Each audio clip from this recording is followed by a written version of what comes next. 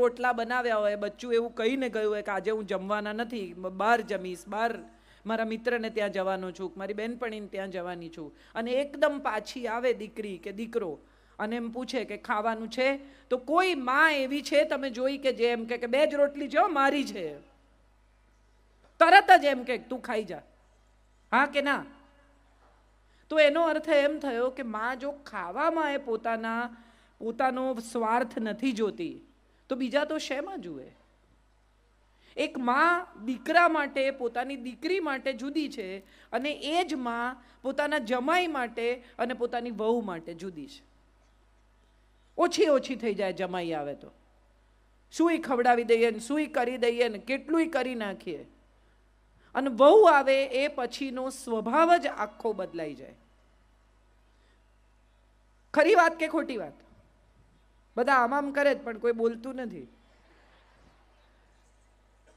દીકરી નો વર આવે તો આપણને એમ થાય કે આપણે સુઈ એને આગતા સ્વાગતા કરીએ ને આપણે એને પ્રેમ કરીએ ને સુઈ જમાડી દઈએ. કેમ? તો કે આપણી દીકરી એના ઘેર રહે છે, આપણે એને સાચવીશું તો એ આપણી દીકરીને સાચવશે. સ્વાર્થ છે. પણ એ જ છોકરી જે બધું છોડીને આવી છે, એની અટક બદલાઈ ગઈ. ગઈકાલે 8 વાગે ઉઠતી હતી, એક રાતમાં સવારે 6:30 ઉઠવા માંડી. એ આપણને ખુશ કરવાનો ગમે એટલો પ્રયત્ન કરે, પણ આપણે એકદમ દુર્લભ દેવતા, આપણે ખુશ થઈએ નહીં. દરેક વાતમાં ક્યાંક ને ક્યાં ભૂલ ગોતી કાઢવી. એણે સાફ કરેલો પ્લેટફોર્મ ફરી સાફ કરવો, વેતા નથી, આવડતું નથી, ધીરી છે, આવી છે. બાપુ એક બહુ સરસ વાર્તા કહે છે, મને બહુ ગમે છે એ વાર્તા. હું એમની હાજરીમાં તમને આજે કહું કે એક સાસુમાં હતા, એને ત્યાં વહુ પરણીને આવી. વહુને ઘરે સવારે શિરામણનો રિવાજ, સવારે ખાય. અહીંયા કોઈ સવારે ખાય નહીં, મા દીકરો એકલા રહે. રાતના જમ્યા એ પછી સીધું લંચમાં ખાવાનું, બપોરનું. તો થોડા દિવસ તો ચાલ્યું, પછી વહુને એમ થયું કે આ તો આમ તો નહીં જીવાય, રોજ સવારે ભૂખ લાગે ને છેક જમવા સુધી રાહ જોવાની. એટલે રાત્રે રોટલો ભાખરી ચોરી લે, ઘંટીની નીચે છુપાવી દે. સવારે દળવા બેસે ત્યારે ધીમે ધીમે ખાય. એક દિવસ સાસુમાં વહેલા ઉઠી ગયા, એ દળવા બેસી ગયા. એણે જોયું કે આ તો ઘંટીની નીચે વાડકી છુપાવેલી છે ને એમાં તો ભાખરી છે. એને થયું અરે બિચારી લુખ્ખી ભાખરી ખાય છે. બીજા દિવસથી ગોળ મૂકવા માંડ્યા કે હશે બિચારી, કહી નથી શકતી ને. વહુને એમ થયું કે મારો વર જ મૂકતો હોય ને, આટલું વાલ તો બીજું કોઈ કરે જ નહીં, સાસુ તો સારી હોય જ નહીં. એટલે એણે બી વળી એના વરને એમ કે અરે વાહ કેટલું સરસ. વરને એમ થયું કે હશે જે વાતે ખુશ થઈએ છોડો ને. થોડા દિવસ નહીં, થોડા વરસ આવું ચાલ્યું. વહુને ઘેર વહુ આવી. હવે માની આંખો ઝાંખી થઈ ગઈ છે, બહુ સરસ દેખાતું નથી. અને માં પોતાની વહુને પૂછે છે, જે હવે સાસુ થઈ ગઈ છે, કે બેટા તારી વહુ કેવી છે? તો કે બા આમ તો સારી છે, પણ કામકાજે મોળી છે. એટલે જે વડ સાસુ છે એમણે કીધું કે બેટા ગોળ નાખ તો ગળી થશે, મેં બહુ વરસ નાખ્યો છે. એમ કોઈ ગળ્યું થતું નથી, ગોળ નાખવો પડે છે. જેણે ગળ્યું ખાવું હોય ને એને. તમે રવો શેકવા માંડો એટલે શીરો ન થાય, એમાં ખાંડ આપણે જ નાખવી પડે, બીજું કોઈ નહીં નાખે બહારથી આવીને. આપણું ઘર, આપણો પરિવાર, આપણી દુનિયા, આપણા દીકરાની વહુ પરણીને આવી. એ બે જણાને બહુ બનતું હોય ને તો સાસુને વાંધો પડે, બહુ ગેલો છે. અરે એક આનંદ થવો જોઈએ કે કેટલું સરસ મારા દીકરાને મારી વહુ સાચવે છે, ચાલો મારી ચિંતા ઓછી થઈ ગઈ. કેટલા વર્ષથી મમ્મી કહેતી હોય દીકરાને થોડું લીલું શાક ખાને, ટીંડોળા ચાખી જો, પરવળ ચાખી જો, ચોળી ચાખી જો. દીકરો અડે નહીં, ના મારે નથી ખાવું. પછી વહુ પરણીને આવે અને એ ટીંડોળા સમારતી હોય ને ત્યારે જ સાસુ કે એ નહીં ખાય. પણ પેલો આવે જમવા બપોરે ને ફટાફટ 4 રોટલી જોડે શાક ખાઈ જાય. સાસુને પડે વાંધો કે મારે કીધે ન ખાધું. ખરેખર તો આનંદ થવો જોઈએ કે 25 વર્ષમાં જે કામ તમે ન કરી શક્યા એણે 25 મિનિટમાં કરી નાખ્યું, હા કે ના? પણ વાંધો શું પડે? મારે કીધે ન ખાધું. એક સાસુમાં મંદિરથી પાછા આવતા હતા, એને રસ્તામાં ભિક્ષુક મળ્યા. એ ભિક્ષુકને જોઈને સાસુમાએ પૂછ્યું કે કેમ આજે ખાલી હાથે? તો કે ભાભી એ બહુએ ના પાડી તમારી કે ઘરમાં કાંઈ નથી. સાસુ કે એણે ના પાડી, ચાલ મારી સાથે. આખી ગલી તડકામાં ક્રોસ કરાવીને ચાલીને છેક પેલી બાજુ લઈ ગયા કે ઊભો રે. અંદર ગયા, બહાર આવ્યા ને કે કંઈ નથી, જા. અરે કે આટલું બધું ચાલીને તમે મને પાછો લાવ્યા ને હવે મને પૂછો છો કે કંઈ નથી એવું કહો છો? સાસુ કે ના પાડનારી એ કોણ? હું બેઠી છું. એ ક્યાંથી ના પાડે? ના પાડવાની હશે તોય હું જ પાડીશ. આવી સાસુની વચ્ચે આ બધા સોપો જે પડી ગયો છે, બધાને ખબર છે કે આ અમારી વાત છે. હસી નાખો. જિંદગી છે ને મજા કરવાની ચીજ છે. આપણે બધાએ જિંદગીને બહુ ભારમાં જીવવાનું શરૂ કર્યું છે.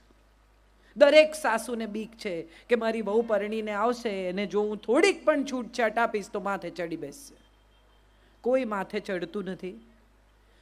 અને બીજી એક બહુ જ મહત્વની વાત, જે આપણા શાસ્ત્રોએ, આપણા સમાજે એક જુદા પ્રકારની વાત શરૂ કરી છે કે દીકરી બનાવીને રાખો, દીકરી બનાવીને રાખો.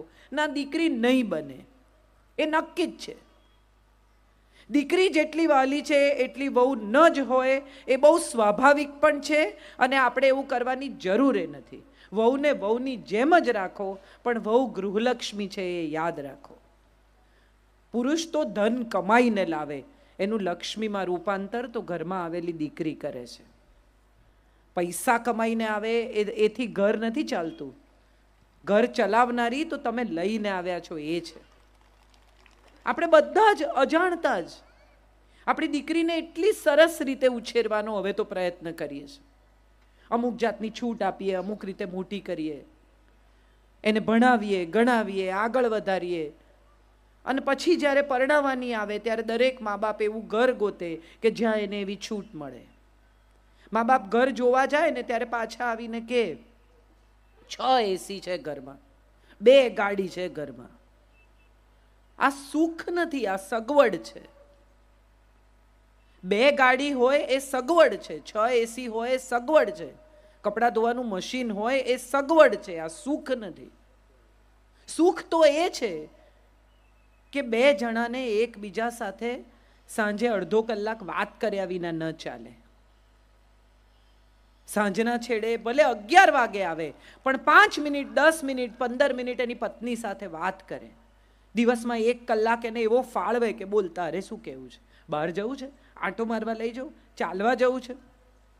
ગમે તેટલા પૈસા કમાશે પણ વાપરવાનો સમય નહીં હોય ને તો એ દાંપત્ય ક્યારેય સુખી નહીં થાય. મારા એક મિત્ર છે, હંમેશા એવું કહે છે કે મારે 100 કરોડ રૂપિયા જોઈએ, મારે 100 કરોડ રૂપિયા જોઈએ. એક દિવસ મેં એને પૂછ્યું, મેં કીધું તારે શું કામ જોઈએ 100 કરોડ? ચાલ હિસાબ કરીએ. બિલ્ડર છે એટલે કે મારે અમદાવાદમાં સુપર બંગલો બાંધવો છે. મેં કીધું 25 કરોડ રૂપિયા. ચાલ પછી? તો મને કે મારે પત્નીને દુનિયા બતાવી છે બિઝનેસ ક્લાસમાં. મેં કીધું બહુ સરસ, 5 બીજા. ચાલ પછી 30. તો કે મારે છોકરાઓને સારામાં સારી ફોરેન યુનિવર્સિટીમાં ભણાવવા છે. ચાલ 5 બીજા. 35 પછી? તો કે પછી વૃદ્ધાવસ્થા માટે બી કંઈ જોઈએ. તો મેં કીધું ચાલ 40 પછી? 40 એની પાસે આજે પણ છે, પણ પેલા 60 કમાવાના ચક્કરમાં વાપરશે નહીં. અને પત્નીના ઘૂંટણ જતા રહેશે ને ત્યારે એને માનસરોવર ને બદ્રી કેદાર લઈ જશે. આજે હમણાં જે કરવાનું છે ને એ આપણે કરી લેવાનું છે.